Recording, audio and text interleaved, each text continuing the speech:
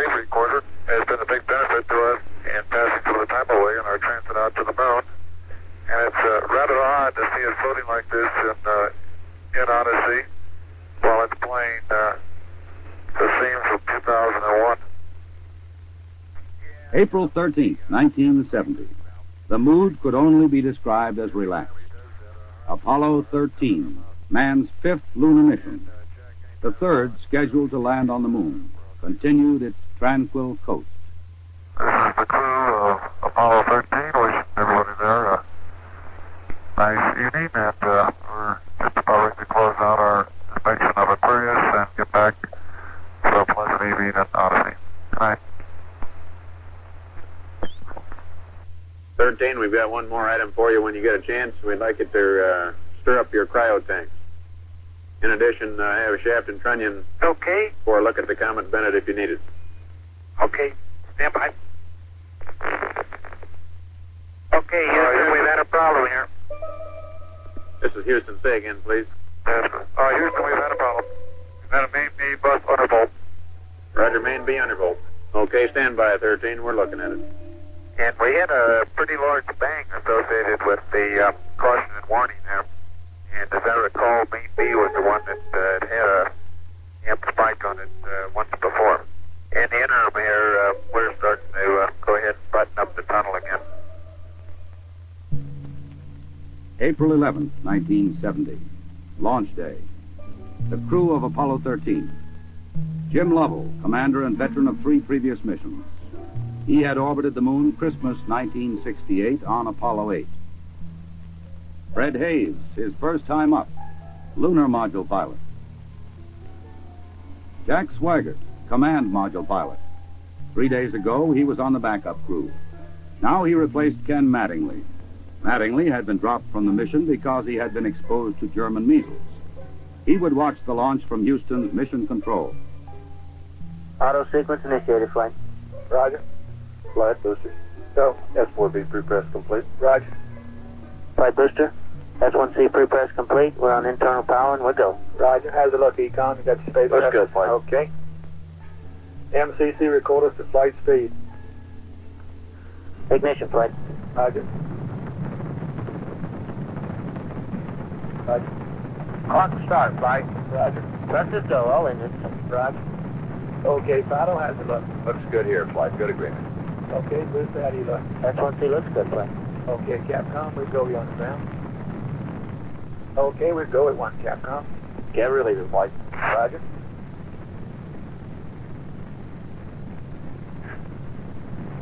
Booster, how do you look? We look good, flight. We go. Okay, Fido. We're go, flight. Looks good here. Guys, how's it look? Good, flight. Okay, Econ, GNC. Looks good, flight. Looks good, flight. Okay, Surgeon. Looks fine. Through max Q and we go, flight. Roger, Booster. And go for staging, Capcom. Confirming board out, flight. Roger. Staging, flight. Roger. Flight Fido, trajectory confirmed, staging. Roger. Flight booster, the engine board out was way early. Okay. Flight confirmed. Number 5 engine down. Roger. Booster, you don't see any problem with that, though, do you? Negative, not right now, flight. All the other engines are go. The next step in the routine of lunar flight was to burn out of Earth orbit toward the moon, then pull free of the third stage and dock with the lunar module Aquarius. At the controls of the command module Odyssey, Jack Swigert. We're hard docked, Houston. Roger, understand hard dock. Good deal. They pulled Aquarius away from the Saturn third stage, the S4B. Okay, I can see the S4B now at the hatch window. Odyssey and Aquarius moved away from Earth toward the moon.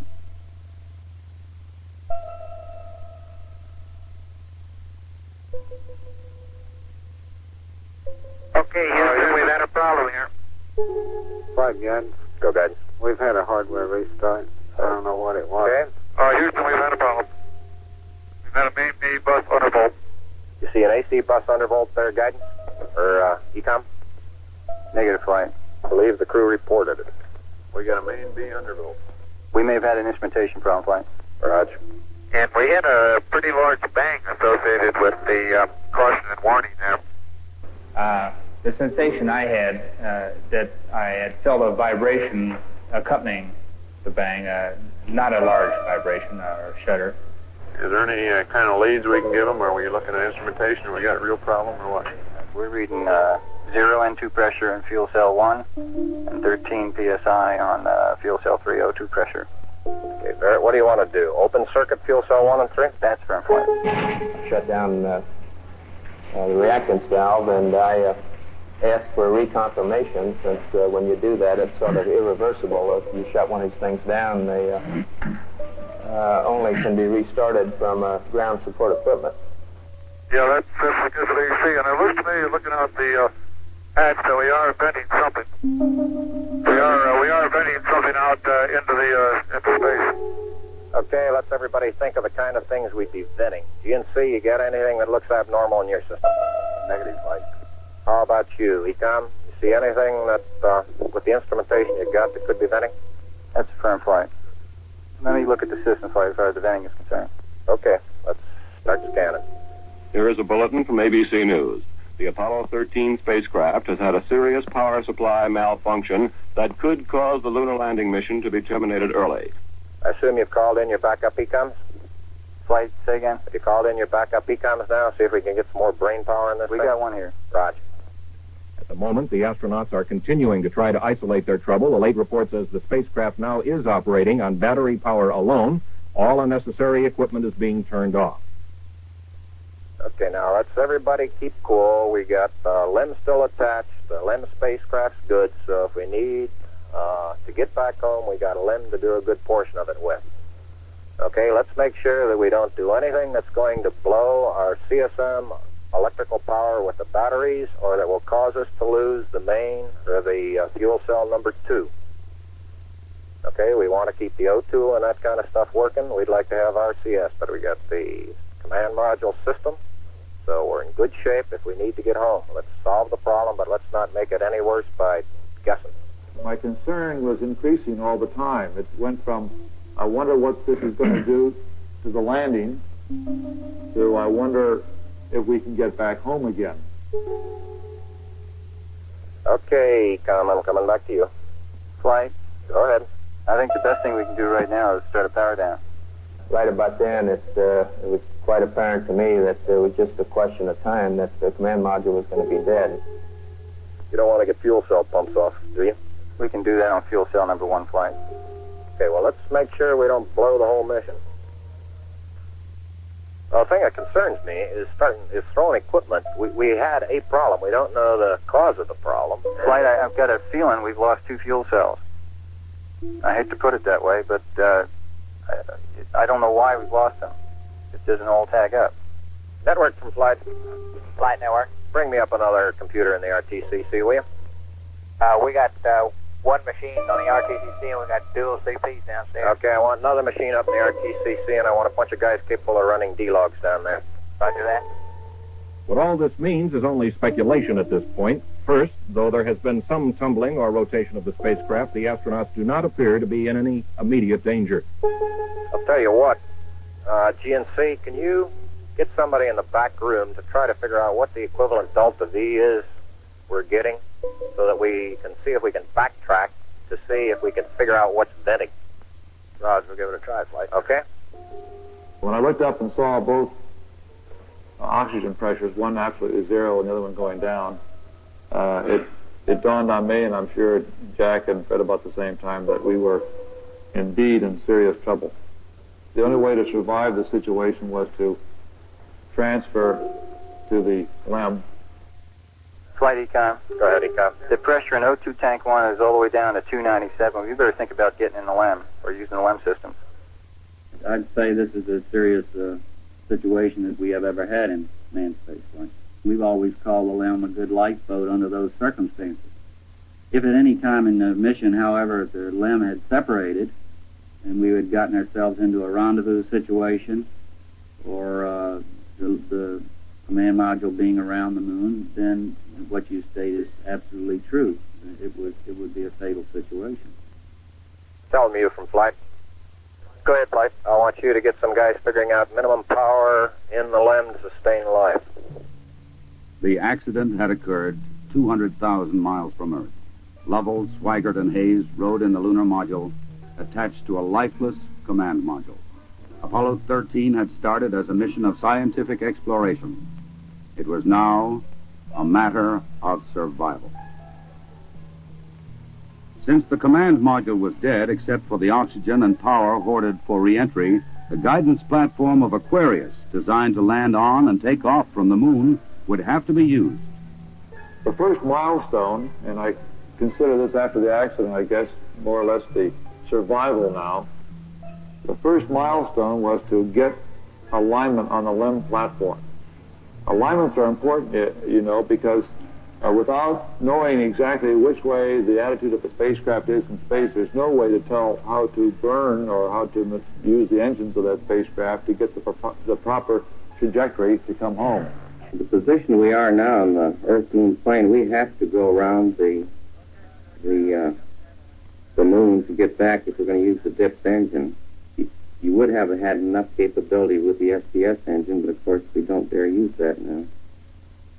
So we have to go to the backside of the moon and come back. To get into the correct orbit around the moon, the crew had burned out of a trajectory that would automatically bring them back to Earth.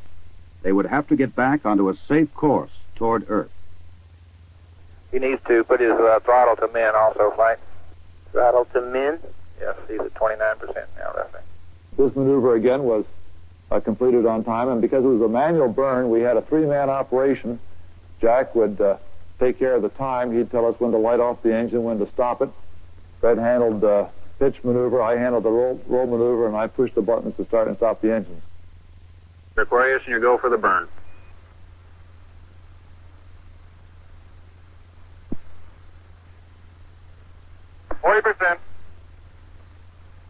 Okay, Aquarius, you're looking good.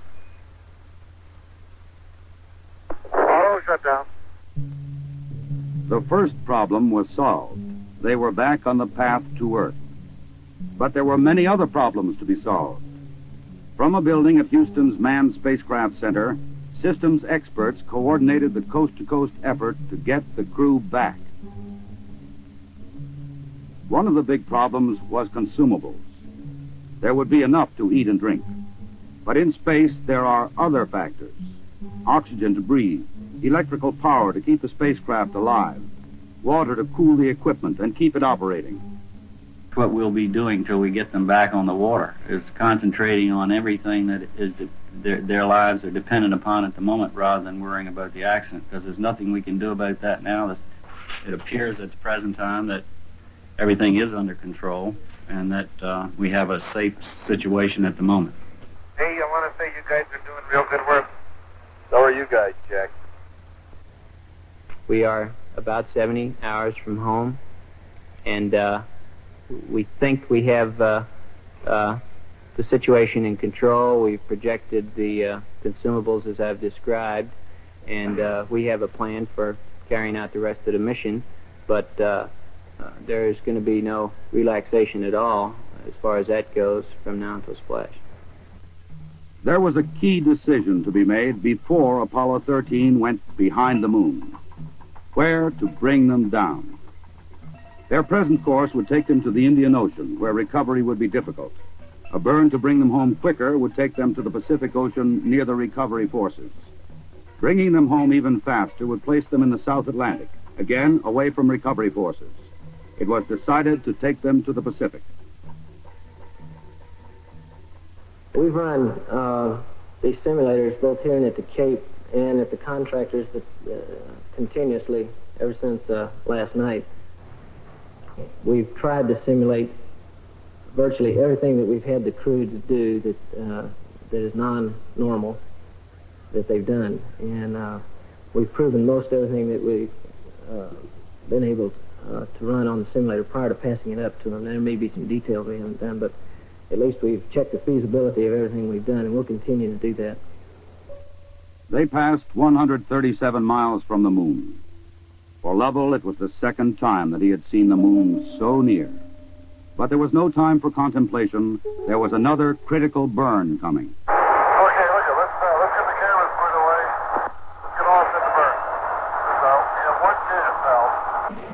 And in Houston, the newsmen poured in to tell an anxious world the story.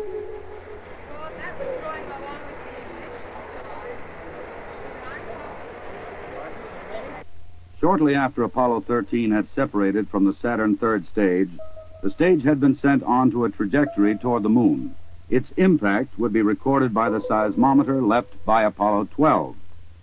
By the way, Aquarius, we see the results now from 12's seismometer. Looks like your booster just hit the moon and it's rocking it a little bit. Over. Well, at least something worked on this flight. I'm sure glad we didn't have a limb impact, too. Jim, you go for the burn. Go for the burn. Roger, understand. Go for the burn. Guidance okay? We're good, flight. Control, okay? We're okay, flight. Tell me, we're go, flight. Inco okay? We're good, flight. Ground confirms ignition. We're burning 40%. West Houston, you're looking good. Roger. Shut down. Roger, shut down. I say that was a good burn. Roger, now we want to power down as soon as possible. Understand. To conserve the electric power and cooling water, the crew shut down all but the vital, life-sustaining systems of the LEM. I think the LEM spacecraft's in excellent shape, and I think it's fully capable of getting the crew back. I think, as we have found before, every time we've put the LEM spacecraft to a test, it's always done much more than it was guaranteed to do, and I think this is a good case in point. Conserve the consumables, cooling water, electric power. The LEM water gun was leaking, and we shut that off. I guess it leaked about a quart of water, I would estimate. But it took me about 2 days to get my feet dry, and of course, I think you were all aware that the temperatures were going down in both vehicles, and it's made for very chilly feet for a couple days.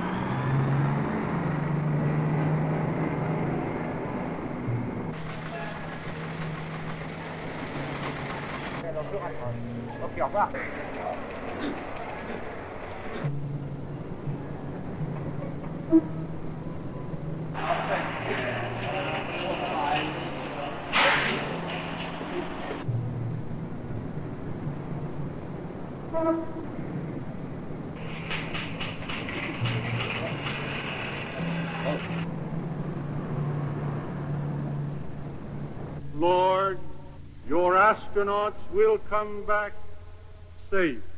If I may be serious for one moment and ask the entire audience for a moment of prayer for the crewmen of the Apollo 13. We'll hold silence for a moment, please.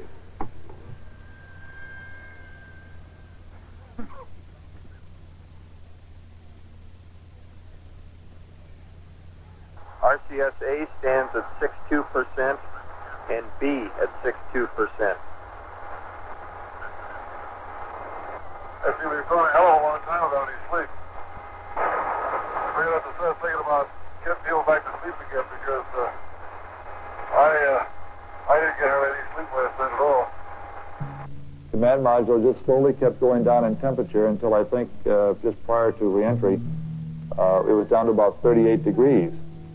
And along with that, there was a sort of a chilling coldness. The walls were perspiring, the windows were completely wet, and it wasn't too healthy. I recall that we went in there to get some hot dogs one day, and it was like reaching into the freezer for the food.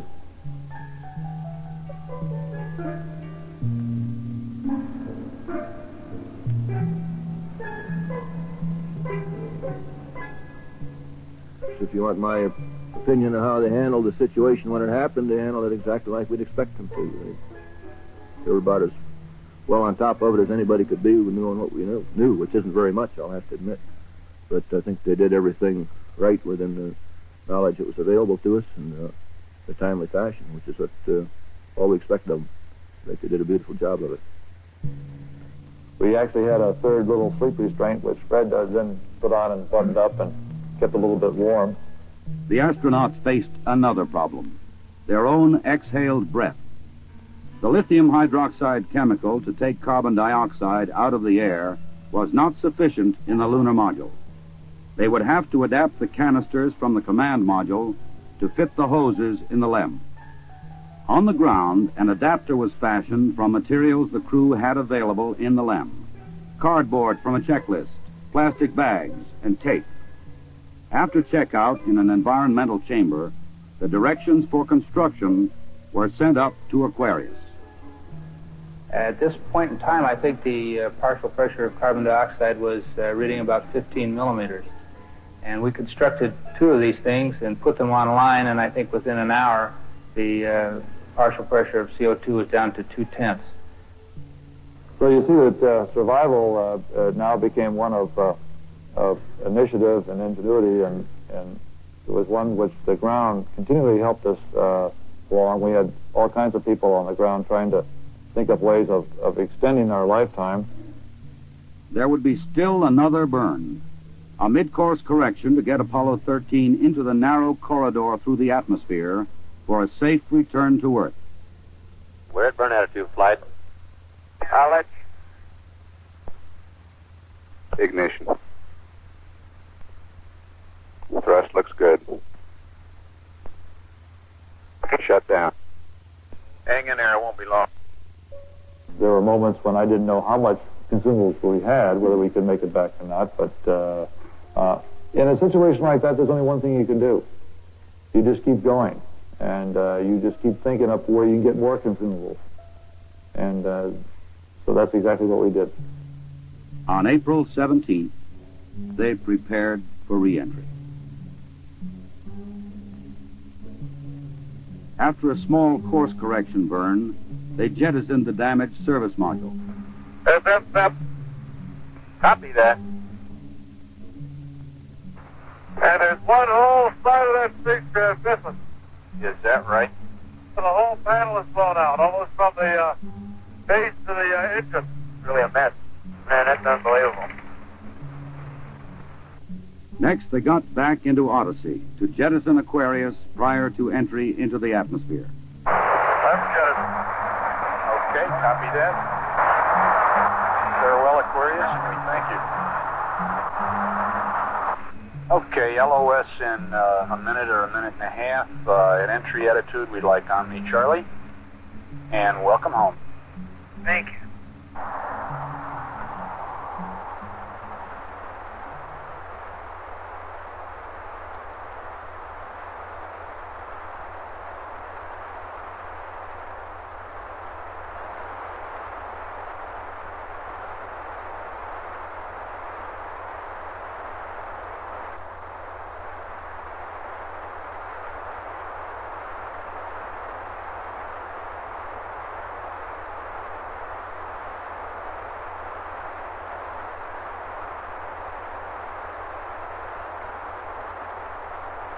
Odyssey Houston standing by, over.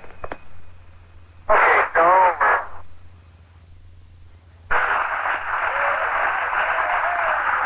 Odyssey Houston, we show you on the mains. It really looks great. Apollo 13, this is recovery, over. They're going through 5,000. Under Apollo 13, this is recovery, and your chutes look good. Apollo 13, this is recovery. We observed your RCS burn, over. The recovery, Apollo 13 is descending. Apollo 6, this is recovery, over. For the one spliced in at this time, the three chutes are displaced in the water. 0 degrees magnetic 3.5 miles, Iwo Jima. Iwo Jima, roger. This 401, the command module is stable 1 at this time. They're riding comfortably. The vertical axis are approximately 15 degrees. OM1, you're clear. for 3, the other 2 swim water, roger. Okay, swim 2, your wind line 270.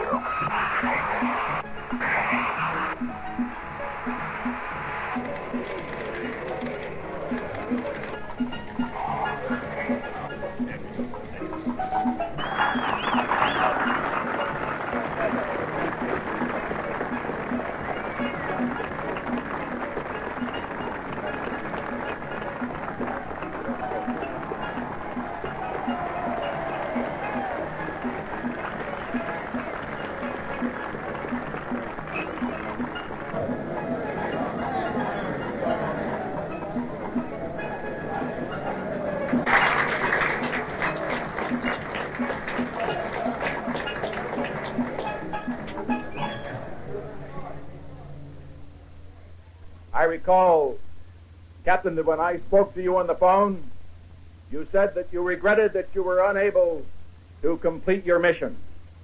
I hereby declare that this was a successful mission. From the start, the exploration of space has been hazardous adventure. The voyage of Apollo 13 dramatized its risks. The men of Apollo 13, by their poise and skill under the most intense kind of pressure, epitomized the character that accepts danger and surmounts it. Theirs is the spirit that built America. Your mission served your country. It served to remind us all of our proud heritage of a nation, to remind us that in this age of technicians and scientific marvels, that the individual still counts, that in a crisis, the character of a man or of men will make the difference.